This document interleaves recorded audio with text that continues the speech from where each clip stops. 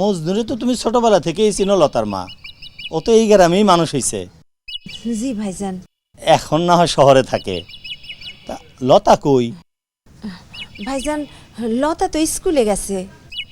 মজনু কইতেছিল ওর তাড়াতাড়ি ফিরতে হইব, তাই একটু। লতা তো যাইতে চায় না, ওই তো স্কুলে পড়তে চায়। পড়বো তো, অসুবিধা কই? ঢাকায় নিয়ে ওরে সুন্দর একটা স্কুলে ভর্তি করায় দেওয়া হইব। মজনুর ওর বয়সে একটা মাইয়া আছে, ও স্কুলে যায়।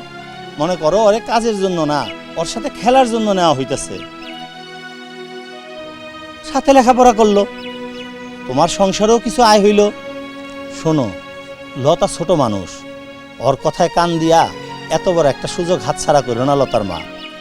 তোমার তো সংসারই চলে না, আরে মেয়ে তোমার সুখে থাকবে, মাসে মাসে তোমার কিছু সাহায্য হবে। আরে মজনু আমাকে নিজেকে ছেলে না। এদিকে আসো তো মা। তুমি কোন ক্লাসে পড়ো মা? আরে তাহলে তো হয়েই গেল।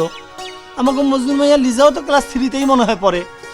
ওর সাথেই একটা ভালো স্কুলে সুন্দর দেখে ভর্তি করায় দেওয়া যাবে না?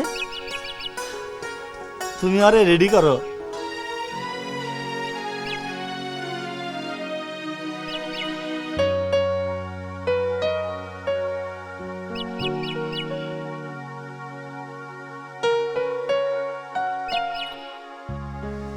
চল ঘরে যাই।